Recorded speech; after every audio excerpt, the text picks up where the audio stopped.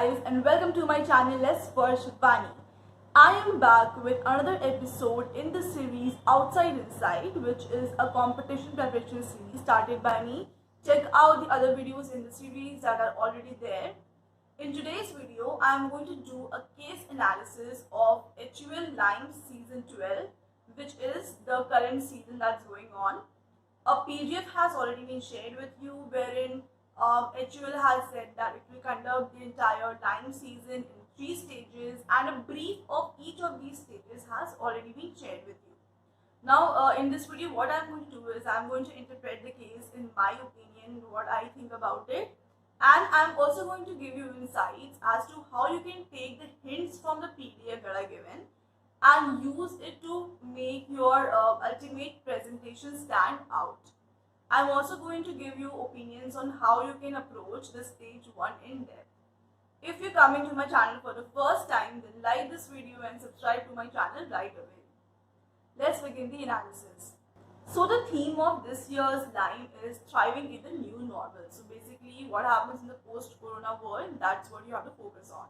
And they have given two slightly broader themes, which is nutrition and hygiene, which are on the rise among the consumers. When I read the theme, the first thing that strikes my mind is think of the innovations that have come up in these two segments by HUL's competitor brands. So there is Marico's Veggie Clean, ITC's Nim Wash, Savlon Surface Disinfectant, Lifebuoy's Germ Kill. These are some few examples that I am telling you right now. What you can do is make a list of all these innovations yourself and find out what each of these products have to offer. This is the first step.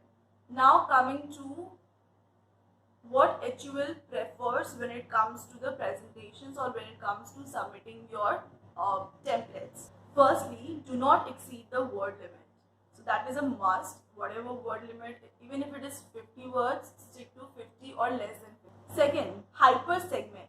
So if I remember last year's case, HUL had asked us to make cohorts which are even when you talk about segmentation and targeting, within the targets, these are very smaller segments which are directly targeted by HUL brands. So if like they have asked you what is the target audience that you are looking at, if you're able to be very precise with the kind of people your product will be catering to, that will be really great, because HUL always looks at the the detailed response, what I call crossing the T's and dotting the I's. So be as close to the target segment as you can be. Number 3, do not be verbose, be minimalistic. So instead of writing like we did our research and found out that blah blah blah, you can say key research findings, put a colon or a dash and just present your findings. In this way you will be able to crunch the kind of space that you will be needing, and you will be able to put in more words which are relevant to the answer that you are trying to give. Another thing which HUL appreciates, and they have clearly said also, that they're looking for intensive research. It doesn't want you to circulate Google Forms in your batchmates. If you do that, you will not go to the depth of the problem that you're trying to address. So whatever target you have identified, do telephonic interviews if possible. I'm not saying that you have to go to the field. There is a video on my channel on 10 ways in which you can do primary research from home. So you can check that out, how you can actually call people, approach them on internet. Be innovative. It shouldn't be something which other brands are already doing. You can take inspiration from that, but the idea should be your own. And lastly, I suggest follow the MISI framework. So mutually exclusive and collectively exhaustive.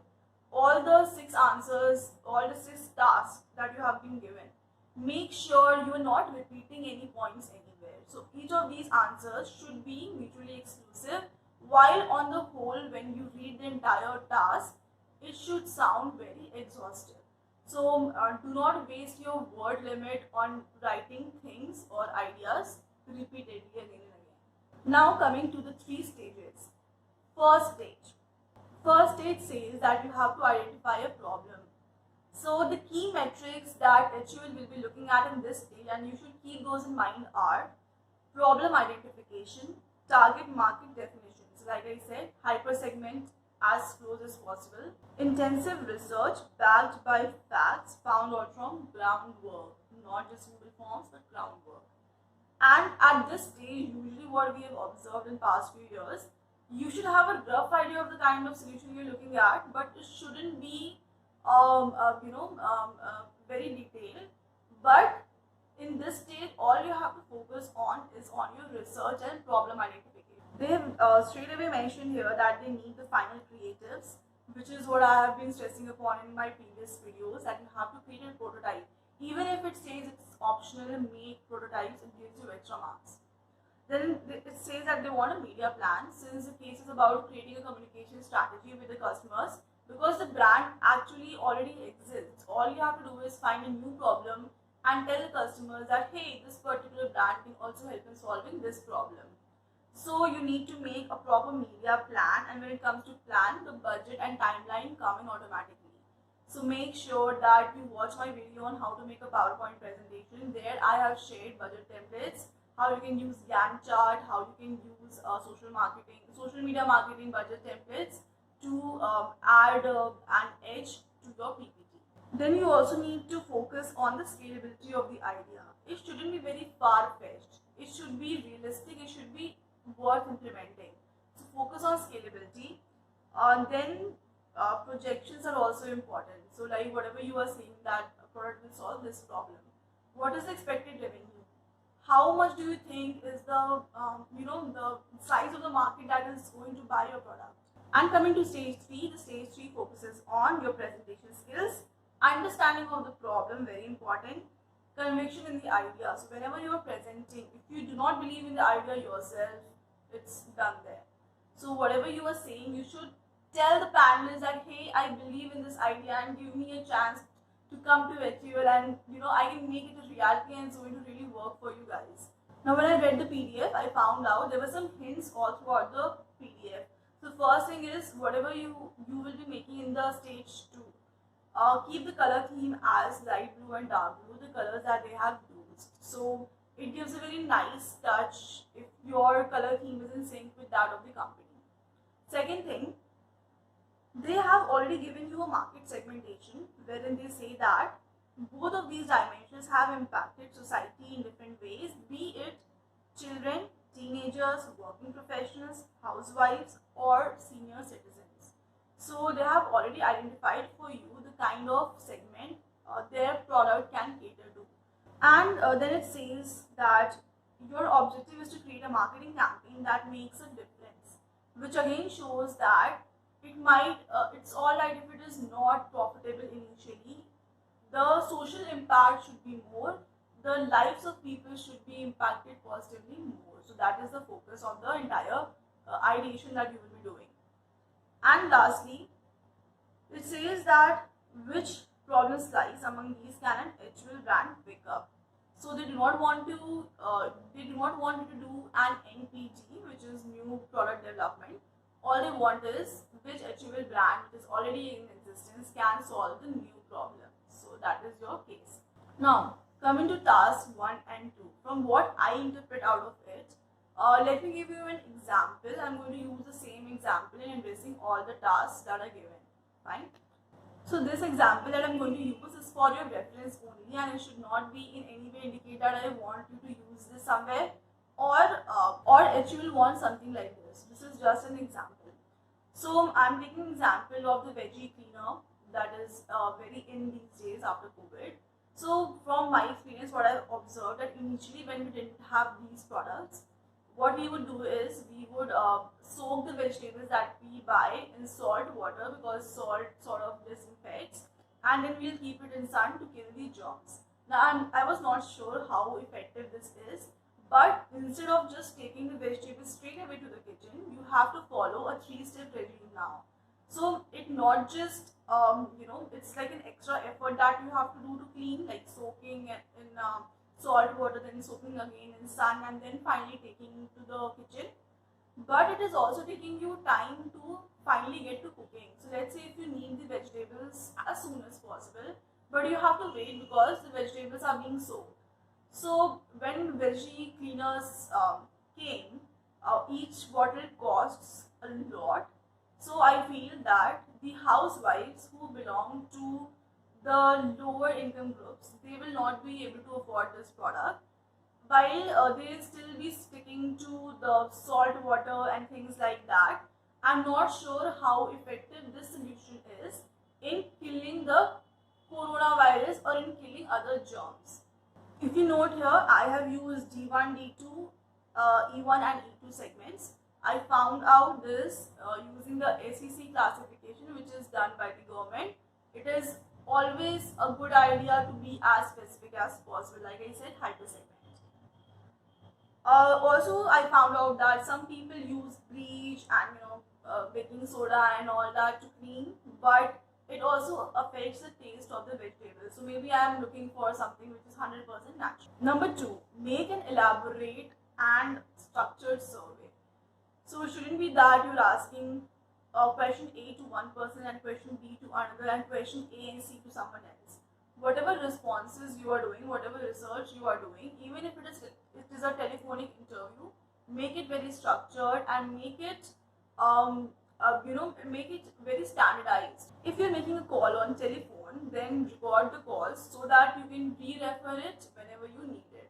So I would always record the calls, and if it will ask for some proof of submission of research, then you can attach these call recordings or embed them in the PowerPoint itself.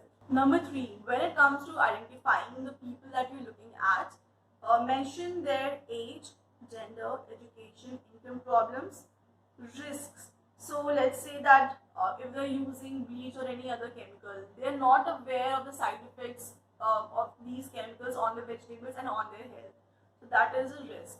Then there are latent needs. Latent needs means things which the customer needs, but they do not realize it at the moment. Let's say the customer is thinking for the health and welfare of the family, and the housewife thinks that it's all right if I have to soak the vegetables for longer duration.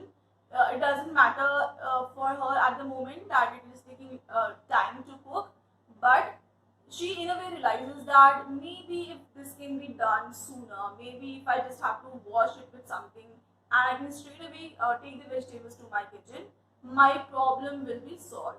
So at this moment, it is a latent need of the customer. Secondly, do the opportunity sizing.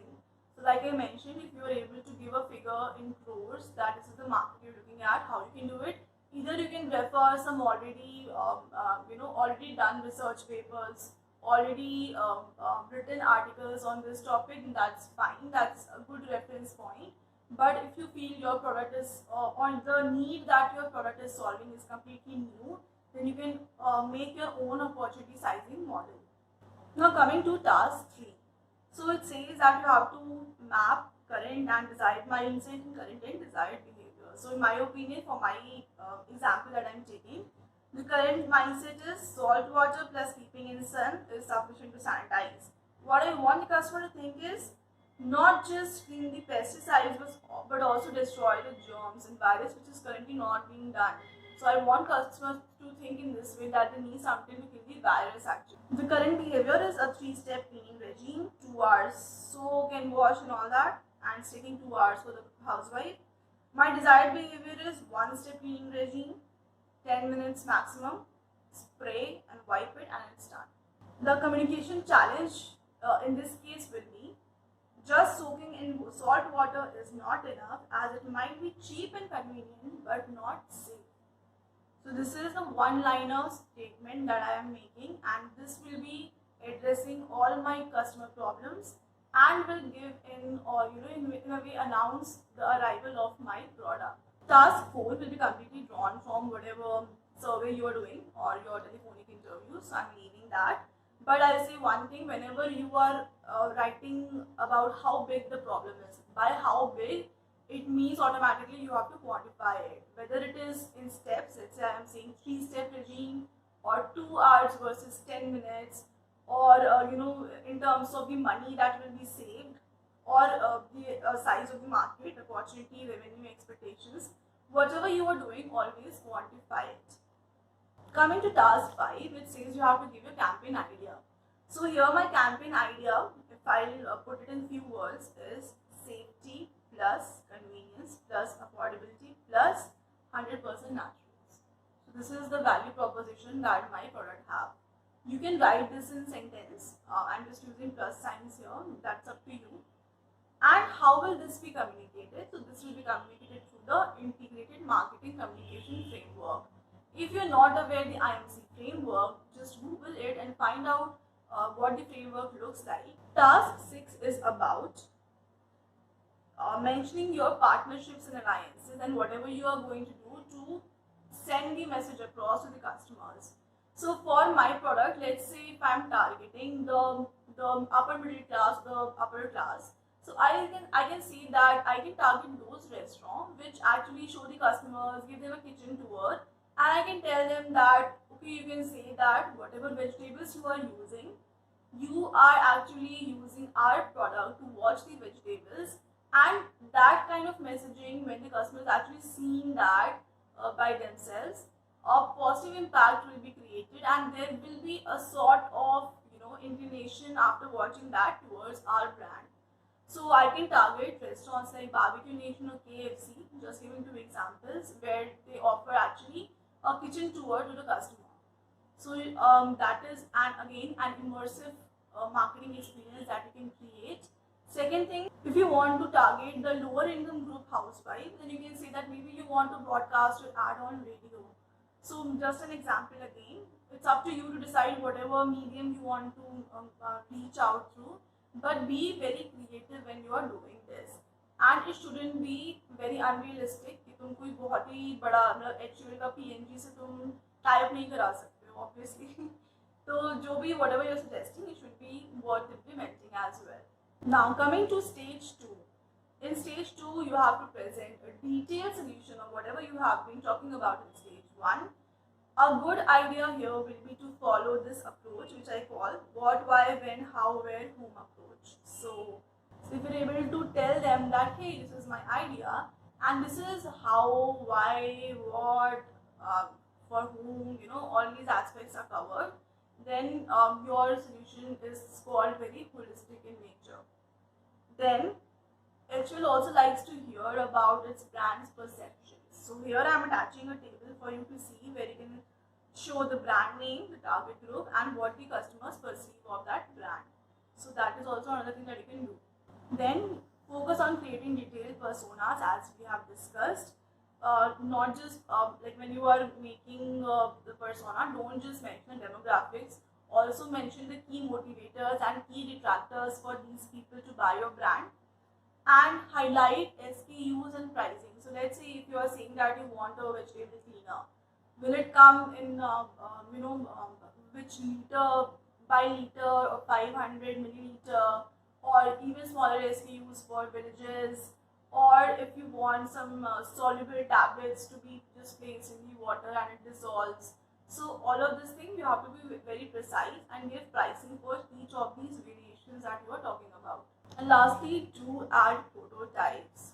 Even if they say it's optional, prototypes will help you stand out and use great designs. You can use Canvas for drawing purpose. I used to use PowerPoint. You can find out how I use PowerPoint to make prototypes by referring the video on how to make an attractive PowerPoint presentation.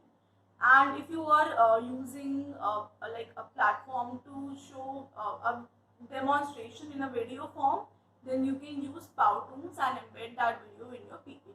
Stage 3, the ultimate presentation. My tips for this is, you cannot assume that people who are coming to judge know about the product. They can be from other divisions as well. So your PPT should be self-explanatory in terms that even a layman can understand it. And the best way to check that is showing it to 1 or 2 of your batchmates and taking their feedback. Be confident in your answer. Even if you are screwing up the presentation, the Q&A will be a game changer for you. And be thorough with the whole PPT, not just your part. So when it comes to virtual presentation, I think this can be a case that the panelists can actually pinpoint that, hey, you XYZ, you tell me the answer for this. So you need to be prepared of the whole PPT in and out. Whenever you are doing cost estimations and revenue projections, take into account the best and worst scenarios. So let's say if you are using a snippet of the best scenario on screen, you should be ready with worst scenario as well. कि अगर sales इतना pickup नहीं किया तो मेरा क्या cost estimation होगा, क्या रेवेन्यू एस्टिमेशन होगा, एंड कितने और ईयर्स लग जाएंगे to finally be profitable. So इस तरह के एस्टिमेशंस करके रखना. And I know this for a fact that a lot of people are scared of making budget, because तुम जो फंसते हो ना, तुम बजट पे फंसते हो एंड उस पर एक क्वेश्चन ज़रूर आता है. So what you can do is play smart, stop the presentation just when the budget screen comes, and time it in that way that you do not have to explain the budget much. So the lesser time people will have to have a look at the budget, the lesser questions will come from that. And whatever you were saying, always back your answer with the research that you have done, the insights that you have drawn. Do check out the list of videos on my channel on Outside Inside series. I have covered like almost everything, how you can do industry analysis, company analysis. There are videos on ITC, Flipkart, Tata, ABG's Head Start, finance competitions like HSBC, and more are also in the making.